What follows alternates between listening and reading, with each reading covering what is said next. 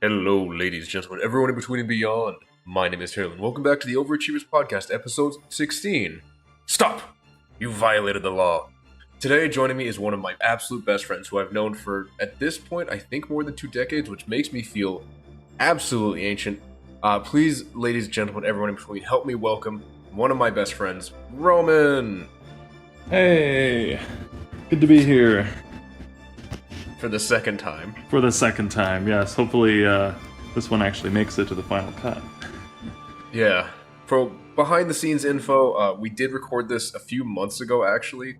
But then something happened with the recording and it got lost on someone's end. I'm not going to say who. And then I moved to Korea. I was busy for months. Roman was busy for months. So here we are again. Here we are again. Second time's a charm, hopefully. Hopefully. So, Roman, what game will you be discussing with us today? Today we'll be talking about The Elder Scrolls IV Oblivion. It's a good game. It's a good game. Some would say one of the best games. I would certainly say that. Yeah, I would agree with that. For anyone who has, for some reason, not played Oblivion or doesn't know what the Elder Scrolls series is, could you give us a brief description of what Oblivion is?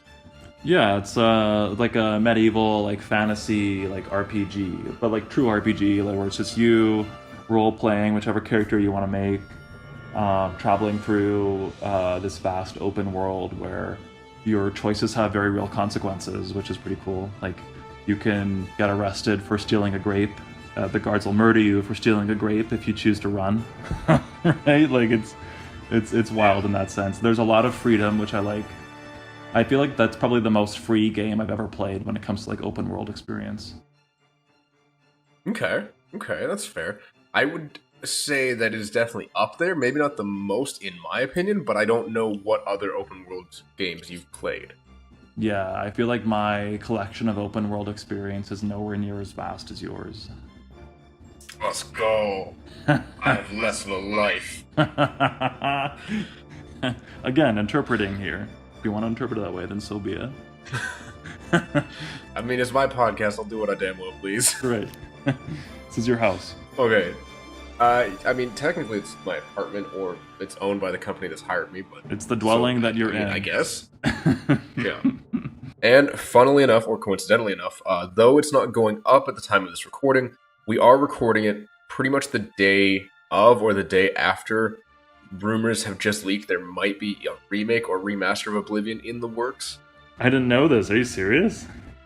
Yeah, I just heard about this. So if you Google it right now, at the time of this recording, those rumors are hot off the presses. I would play the out of that game. Alright, I mean, fair enough, so would I. Well, okay, if it's good, though. If it's good. Yes, if it's good, but... Because it's not Bethesda doing it. I can't remember what studio they said was doing it, but it's one of, like, the lesser known studios who's more of like a backup for other studios. Hopefully it's not except like they would be 343 Industries thing that happened with Bungie and Halo going on. Oh, funny you should mention that. So the idea was, and this is coming from I think a former employee who has remained nameless for their own protection, just in terms of legal stuff, I'm sure, that they said it was going to be remade or remastered. They weren't sure at this point in Unreal Engine 5, except they were going to let Bethesda's Gamebryo engine still handle the physics, so it would still play like the original Oblivion, but would in theory look better. Although that's pretty much what they did with the Master Chief Collection when it first released. They let Unreal Engine handle the graphics, and then the other engine handled the gameplay. And we all know how bad and how buggy the Master Chief Collection was at launch. It has improved drastically. We might be seeing even more Bethesda-esque problems without Bethesda actually being directly involved. Concept. Oh, don't get me started. Okay, so, without further ado, Roman, was this your first time playing the game, or have you played this game before?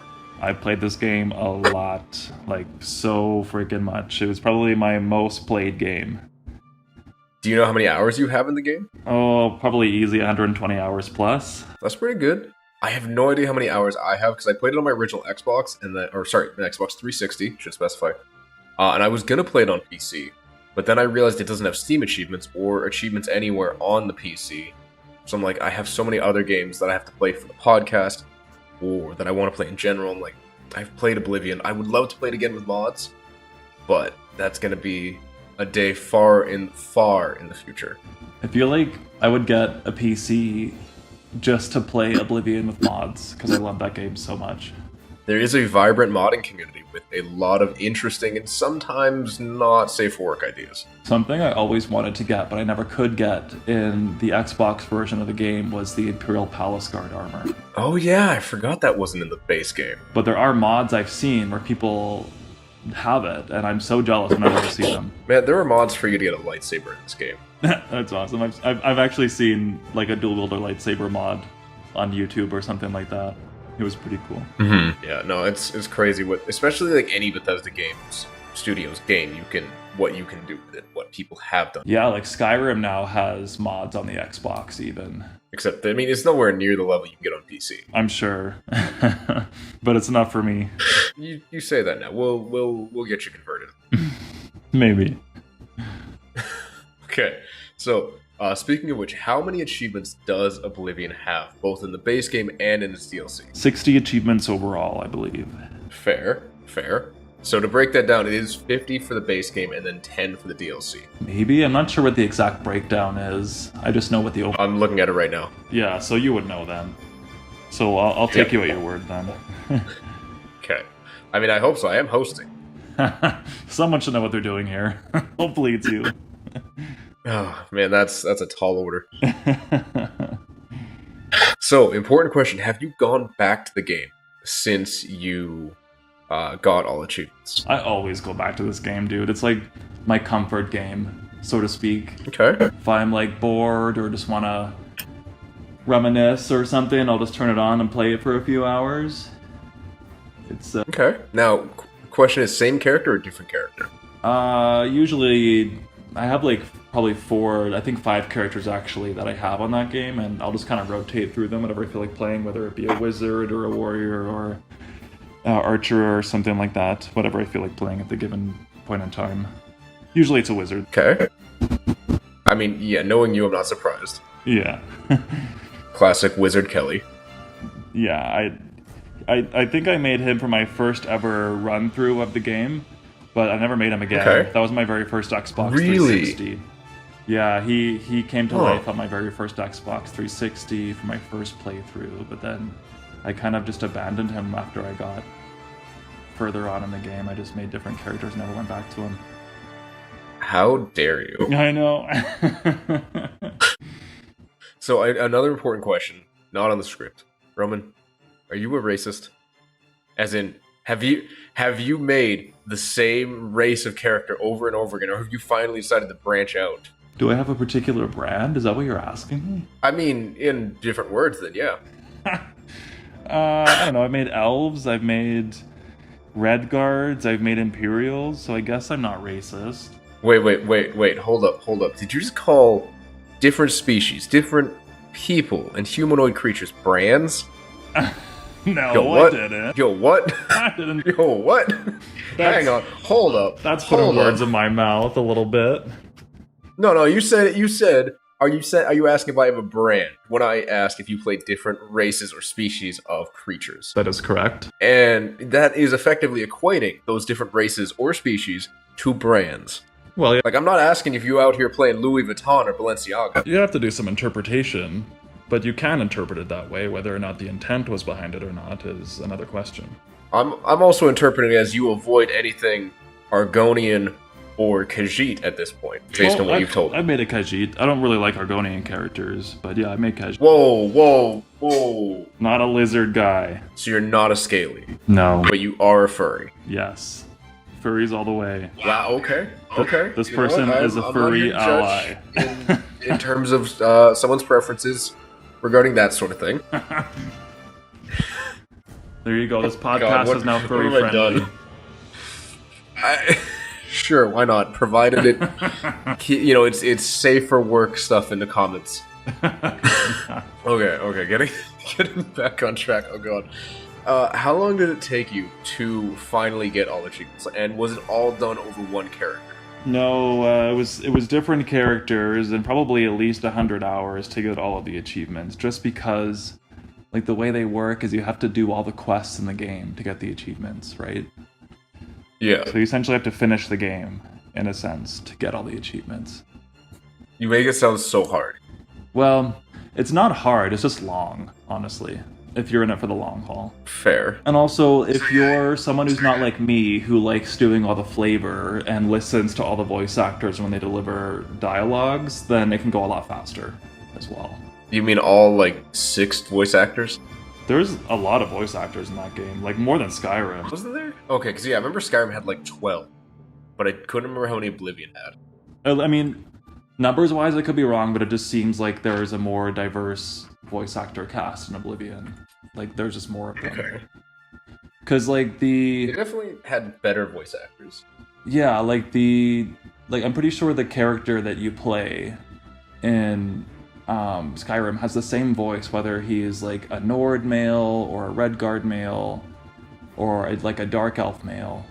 And same with the female races. It's like, the same voice for, like, a male or female character, regardless of the race, I'm pretty sure, in Skyrim. Okay. So, you're gonna hate to hear this. You know how Skyrim had 12 voice actors? Sure, I'll take Or it like your 12 word. or I 15. never looked it up, but yeah, sure. It was somewhere around that. I will have sources linked in the description of the video. Oblivion, looking at the website I'm looking at right now, had 8. Interesting. Because you definitely don't get that feeling when you play the game. No, I feel like the voice actors were better utilized and possibly of a higher quality in Oblivion than Skyrim, but that's just because I would agree with you. It didn't feel like there was only 8 characters, whereas Skyrim, you heard the same generic Nord voice everywhere you went. Exactly. Whereas, like, in Oblivion, depending on what race you were playing, your voice was different for your own personal character. Yeah, absolutely. Okay. And did you... so one thing I did want to shout out, which is really weird for Oblivion and kind of disappointing in a sense, is that there's no, like, challenges or nothing extra that you have to do to get all achievements. You literally just have to finish the quest line, so it's kind of as cookie cutter as cookie cutter can be. Oh, for sure. Yeah. Definitely agree. Which, it just... I don't know, it kind of killed me when I found that out. Did you use any sort of, like, guides to finish these quest lines, or did you just kind of wing it the whole time? The only guide I used was during the main quest line when you're doing the Mythic Dawn stuff. There's that one quest where you have to find the Shrine of Mehrunes Dagon. And you have to stand in this particular spot in the Imperial City at the right time of day. And I couldn't for the life of me figure it out just by following the quest prompts in the game, so I did have to Google that, and that was the only guide I ever used. Okay, so what were the hardest and easiest achievements for you personally along your journey? I think the hardest was the Champion of Cyrodiil achievement, just because it took a long time to get, because you have to do the main storyline entirely to get it, and it's a lot of, like, closing Oblivion gates, and there's just a lot of quests involved before you get that achievement. That's totally fair. And I think the easiest by far is the very first achievement anybody will get when they play this game, which is Escape the Imperial Sewers, because, like, there's no way you can't get that achievement. Like, everybody gets it, literally. I mean, with console commands you could. I guess, but who's gonna do that? You'd be surprised. Like, the number of people who just decide to break the game, or they want to try to get that achievement last, is kind of insane. I'll take your word for it. And I'm not well versed in the communities, so. Challenge communities and, like, achievement communities are wild, man, when you really look into them. Interesting. Okay. I mean, those both have very fair reasons, and it's hard to get a lot of diversity with some of these questions around a game like Oblivion specifically because of how vanilla and baseline it is. Okay. So how about okay, outside of those, what were the most and least fun for you to get? The most fun by far was the Archmage of the Mages Guild achievement. Just because I love wizards and it's a great title. You know, hey, guess what? I'm the Archmage, guys. Gotta do what I say, Mr. Apprentice. You know, it's just something nice to have as a title. Okay. That's the least fun. Also, with the other question, the Archmage was fun too because to get it, you have to progress through all of the Mages Guild quest line, which obviously I love because it's wizard shit. So, but for the least fun, I would say was probably the Champion of the Arena achievement, which is probably going to be controversial with you, but I really didn't like that whole quest line. Listen. I am full on like an arena stan. I love the arena. Here we go. Probably more than the Fighters Guild. Oh. Didn't you say last time when we recorded this first time that the Mages Guild was not your favorite? No, that's always been my favorite. What are you tripping, man? I need to go. If I had your audio, I could confirm. Aha, but you don't. True. Okay. So why do you hate the arena so much? Why are you so blind? I just thought it was a lot of the same thing over and over again. You know, like you go out there, you kill somebody, you come back in, you get a reward. And it's the same thing over and over again. The Mages Guild is just whose ass do I need to kiss to get a recommendation letter? Well, for the very beginning, yeah, but like once you get past the recommendation stage, the quests do get varied and interesting. Which is like 3/4 of the way through. I don't know if it's 3/4 of the way. I feel like it's less than that. Not to mention, you get the best, and I do mean the best ever written character in all of the Elder Scrolls franchise by doing the arena. The Adoring Fan. I hate that guy so much. That's probably also why I don't like that quest line, now that I think of it. But he's so fun to murder.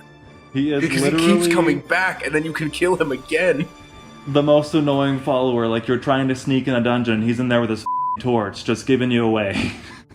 Just hanging out. They can't see him. They don't care. It's the most annoying thing. He's the best ever written character. I love him because I love to murder him in just more and more grotesque ways. Fair. I mean, I definitely murdered him a few times, but I still found him to be very, very annoying. Not to mention, don't you just find it so gratifying, so satisfying that you have someone who will constantly tell you they're proud of you? My OG... Constantly remind you that you have achieved something? Nah, my best friend in that game was Mazoga the Orc. Okay, Mazoga's not bad. She's a little grating at times. Because she also loved the out of you, but was also a great fighter. Okay, the Adoring Fan would be a great meat shield. Literally, just runs that's away. That's mostly how I used him anyway. It's like one hit and he's unconscious. Dead. Bam. Yeah. Then he comes back later. I get to watch him die to countless creatures, and it's so much fun. I feel like there could be a lot of like really dark metaphors we could make out of the Adoring Fan for real life applications. Yeah, let's not. I'll save that for another podcast. Okay, so what was the rarest achievement on the list? Rarest achievement that I saw on the Xbox achievement list was the Duke of Mania and the Shivering Isles. Okay. Why is that? I'm not really sure why, but it was the lowest percentage of gamers that unlocked it that I could see out of all the achievements listed. I'm just guessing because it was DLC content. Okay, so, which is weird, because I just googled hardest achievement in Oblivion, and it's saying Oblivion Walker, which I don't remember being in the game. Yeah, hardest or rarest? Because your question is rarest. Oh, sorry, no, I googled rarest. Which Oblivion Walker, I don't even know if I saw that when I was looking. It's saying, hang on. It's saying you have to collect 15 Daedric artifacts. I feel like that's not a thing.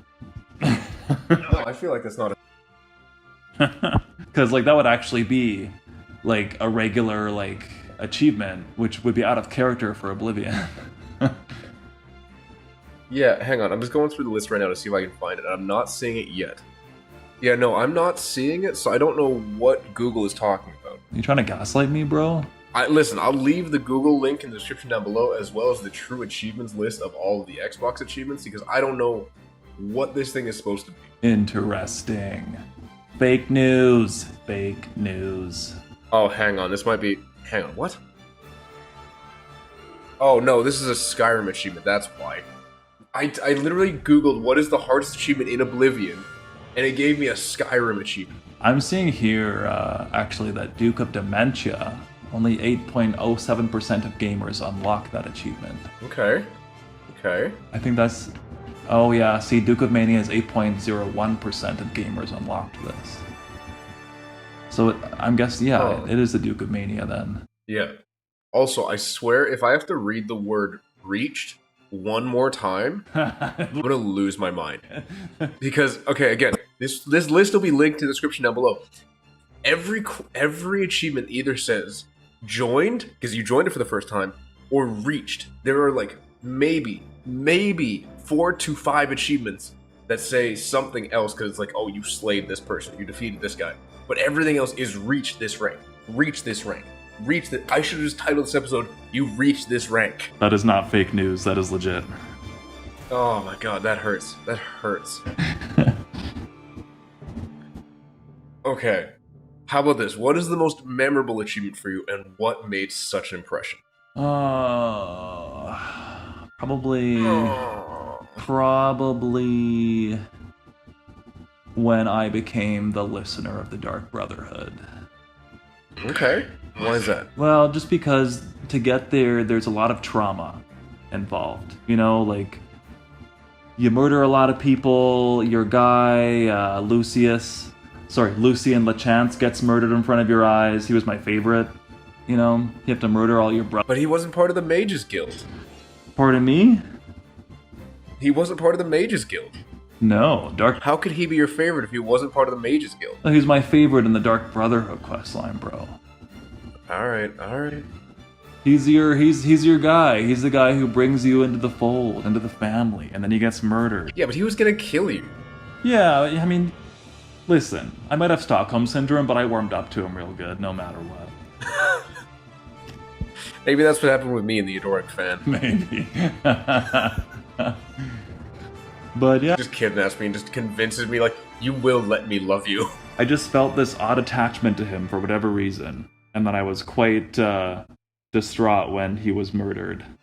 And not even like it was, the way he was murdered was also awful because he died needlessly, you know? I mean, yeah, fair.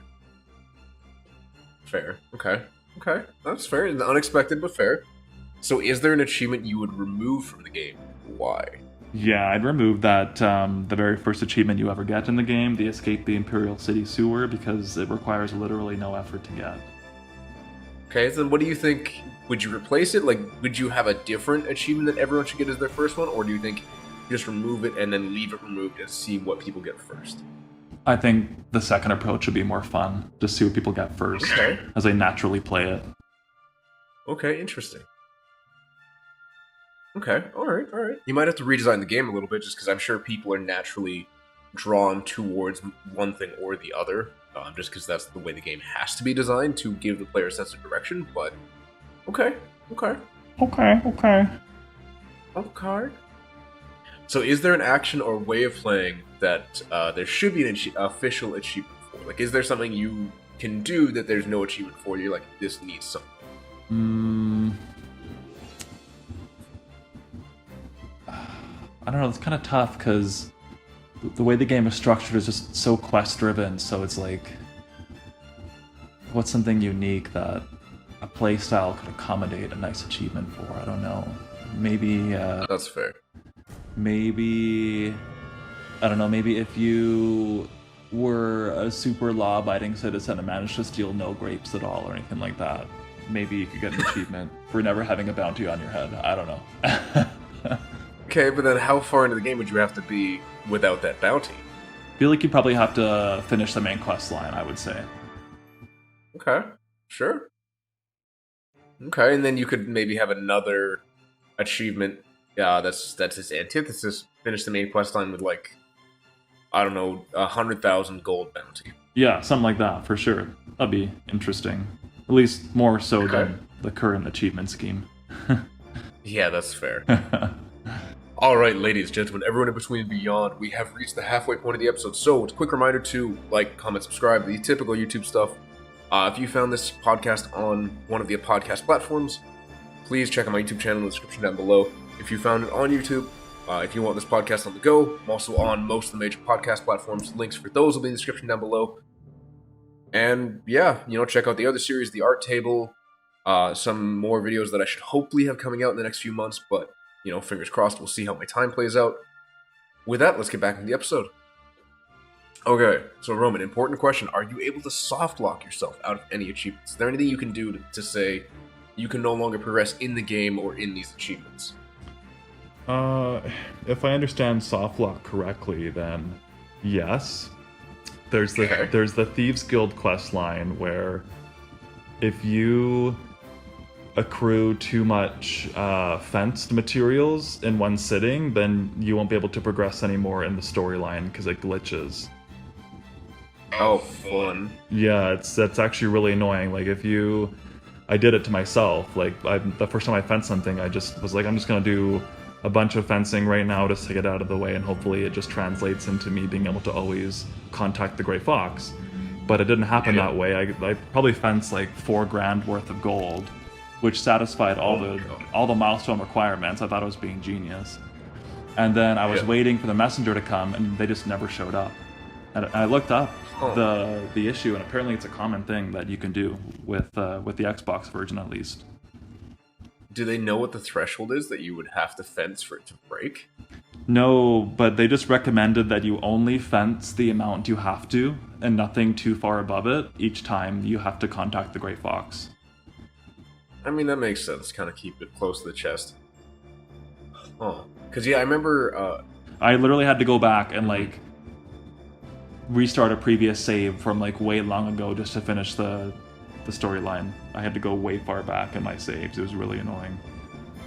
Oof. Yeah, because I remember when I was playing Kingdoms of Amalur Re-Reckoning, episode 12, by the way. There's a main quest line. I was 40 hours in because I would progress the main story. I'd progressed all the side quests and all the guilds. And because I'd played the game before, I knew what to do for this quest line. You have to destroy these 3 red crystals. The problem comes in that if you destroy the 3 red crystals before you get told to destroy them, they don't respawn, and therefore you cannot finish the game. Yeah, damn. So that's why this question exists, because it's interesting to me, especially when older games, just how badly you can soft lock yourself. Yeah, it's terrible. That should never be a thing. I did a little bit of the Bioshock remastered the other day, and I was looking at the achievements and stuff, and one of the warnings was you don't want to play for more than 1 hour in a sitting, or at least 1 hour before shutting the game down and restarting it, because if you play for more than an hour on your autosave or save file in one sitting, or at least with what the game thinks is one sitting, it just crashes. And you can't load up that save file anymore. That's whack. It's you want to play for 45 minutes, save, shut the game down, restart the game, and then you can play for another 45 minutes. Man, that's way too much work to enjoy a game. Yeah, so we'll see if I continue on with it. If it becomes an episode in the future, which it might, you'll know what I did. Okay. I'll be waiting. You're going to be waiting a while. So, how many times do you need to play Oblivion to get all achievements? Well, however much you need to play it. Is it once, is it twice, is it? Yeah, it's definitely more than once. And I'd probably say more than 10 times, just because you have to do all the quests to get all the achievements, right? And that can take quite a while. Yeah, but you can do that in one playthrough. I guess, yeah. I mean, if you're... See, most people aren't like you. They don't just roleplay as the leader of one guild. People are like me, where they do all the side quests. They get all the guilds, and then they finish the main story. Yeah, I was gonna say, if you're not like me, where you like to make specific characters for each quest line, then yes, one playthrough would suffice, I suppose. Dude, just play Dungeons and Dragons. It's much more suited to that, RP-friendly type of gameplay. I just never found the right crowd to play with, honestly. I mean, that's fair. It can be hard to find a good group. But again, it's much more friendly to that RP, very specific style that you're going for. Other than, because even Bethesda knew people were going to do that, so they designed each quest, or each guild rather, to just give you money when you finished it. Yes, that's right. So it's not designed for you to only do one and then give you all this really cool content now that you're the leader of the guild. It's just oh, here's some money every week. We'll handle everything from here. That's true. Like, you become so good that you're now not wanted, or arguably less useful. Yeah, you're just this nice little figurehead. The only bonus you get is like followers out of the guild. And even then, like, some of them are not worth it. No. That's right. Okay. So, does the game reward you for getting all achievements at least? If you're a completionist and you like finishing all the quests, yeah, it'll reward you in that sense. But if you were looking to get a challenge out of doing the achievements, then no, it's not going to reward you. Is there any form of in-game rewards? Like, is there additional armor or additional weapons you get or anything like that? There is. For the main quest line, you do get a nice set of Imperial Dragon armor. Which is pretty cool. No, but I mean, like, is there anything when the game, like, recognizes or acknowledges you've gotten all achievements? No, nothing at all. Do the achievements feel rewarding at the very least? To me they did, because I was like, oh sweet, I finished all the quests, you know? But if that's not your cup of tea, then no, you're going to feel very left out of the achievement rewarding system. Okay. Okay, I mean, that's fair. That's fair, okay. Do you feel like the devs cared about the achievements? Honestly, it feels like they were just like, you know what? Sure, that works. We'll do it quest line driven. It seems like it was kind of an afterthought, you know? They didn't really put too much effort into designing unique and challenging achievements. It was just, yeah, we'll just make it like this because it's easy, sort of thing. Yeah, that's fair. Okay, that is fair. Yeah, I would agree. I don't know, it feels so lazy. Exactly, it's lazy. That's exactly what it is. They're like, can't be bothered. Sure, this works. Does the game require you to get 100%? Like, get all the collectibles, find all of the things? No. Okay, what are you allowed to miss out on? Like, what do you mean? Like, do you have to get every weapon, or get every piece of armor, or do every single side quest? No, like, there's no achievements at all for, like, side quests or anything like that. Okay. Basically, if you do all the main quests, you're gonna get all the achievements. I mean, that's okay. Okay. Do the achievements feel unique in the genre? No, because I feel like questing is a big part of RPGs, right?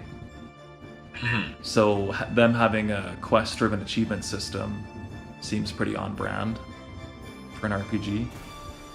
Yeah, absolutely. But most RPGs also have achievements for, like, oh, you killed this one big bad, or you defeated, like, this one optional super boss, or, like, the ultimate evil. And then it's like, you know. Yeah, on the flip side, that's a good point. So then it actually is, I guess, unique from that standpoint. So unique, but not in a good way. Yeah, it's a bad unique. Okay. Yeah. Actually, does Oblivion have any kind of, like, super bosses, or, like, anything that it could serve to add more achievements in? I think the only thing that is even close to that would be Umbra. Okay. And how do you fight this character? Well, I swear to God, if you say with a sword, I'm gonna lose it. My first run through, I ran into Umbra at like level 8 or 10. And Strikes me as pretty low. yeah, you really shouldn't be fighting Umbra at all until you're at least like level 15. And even then it can be a little tough. Just because I think her base skills are all expert level. Oh. And so she's like doing her backwards power attacks and knocking you off your ass. She's like running 1,000,000 miles an hour in a full suit of heavy armor. So, and she hits hard. Like, she pretty much always staggers you every time, even if you block. So you really shouldn't be doing that if you're not the right level. But I did, because I didn't know any better. And so I tried to kill her a few times at my like level 10 level and died every time. I probably tried like at least 15 times to do it myself, and then I finally was like, okay, it's not going to happen, but I really want to get her armor because it looks cool, and I know if I kill her I get to have her armor. So what I ended up doing was I stole some potions from the Imperial City that boosted your speed stat. I brought them with me. Yeah, I brought them with me to Vilverin. No, not Vilverin. I forget the ruin she's in. Vindicel, maybe? Anyways. I went to the ruin that she resides in, and I punched her in the face and ran, and drank those potions so I could run fast enough before she could kill me. And I let her chase me all the way to the Imperial City, which is a pretty long ways away from where she is. Yeah. And then I entered the Imperial City, and then a battle royale ensued because all of the Imperial Watch began attacking her. So then there was like 10 guards fighting her. She killed them all because they were also around my level because they level up with you, those guards. Mm-hmm. It probably took about 15 or 20 guards to actually end up killing her. But it was great for me because I got all this awesome loot from the guards and from Umbra. So you just pulled a 2-world speedrun. I don't know what that is, but... Okay, so do you know the game Two Worlds? It was a similar, quote, open world RPG that came out, I think, like the year after Oblivion. I've heard of it, but I've never... Be, quote, Oblivion killer. Yeah, I've never played it, but I've heard of it for sure. Yeah. So there was a strategy in that game, because I've been watching videos on it lately, where you would attack the final boss, like, near the beginning of the game, and then you would just have him, in an AoE, hit some villagers, because the villagers were immortal, and then all the villagers would go and kill him and attack him. And, like, they would keep getting up when he would kill them until he just died. You know what? Honestly, like, speaking about that, the only reason why she pretty much ends up dying in the Imperial City is because one of those watch captains comes by who's unkillable. So they just keep getting back up, and then they end up killing her eventually. Okay. Okay, interesting. You could even say... You know what? I think we should name this hypothetical achievement. Is this Two Worlds? That would be an awesome achievement. It would actually take some effort, and it's fun. It doesn't take effort. I mean, okay, it does take effort, but it doesn't take, like, the right kind of effort, though. No, but, I mean, it is pretty fun watching her slaughter dozens of Imperial Watch as you just sit back and enjoy your soda while you watch her kill all these guards. It's pretty funny. Or maybe we could call the achievement The Coward's Way Out. That would probably be more suiting. It's also great because as you're sitting there watching her, these guards are yelling, and I just love the voice actor for those guards. They're yelling other little sayings at her, like, oh, you'll never get away with this, or you'll never take me down. Bam, killed instantly as soon as he says that. It's the funniest thing when that happens. Oh, that's so good. Okay. Okay, so you feel, are there any other bosses or, like, things that should have an achievement tied to them? Maybe Jigalag in the Shivering Isles. He's a boss sort of character. But really outside that, I guess, well, no, you don't really fight Mehrunes Dagon either. Martin fights him for you. So yeah, I guess that's probably it, in my opinion. Okay. Huh. That's less than I was hoping for. Yeah. Man, that's kind of depressing. Yeah, it definitely can be if that's what you're looking for in a game. But honestly, the magic for this game was just the creativity you could pour into it, like describing what I did with Umbra. That's something you wouldn't be able to do if the world was not so open as it was. Okay, so you also said you used a guide for the Mythic Dawn quest.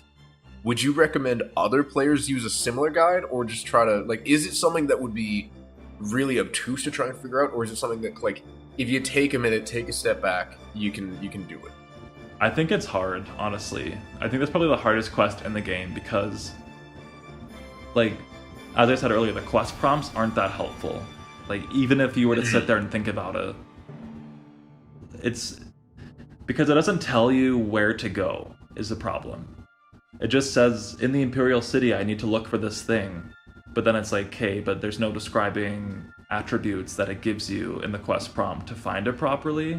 So you're just wandering around the Imperial City hoping you find it at the right time of day. It can be really tough. Oh, okay. Yeah, that does sound annoying. Because there's no quest markers either for it. So it's like, I guess I hope I find it before it's too late. Yeah, that's fair. So, has this changed the way you look at the game?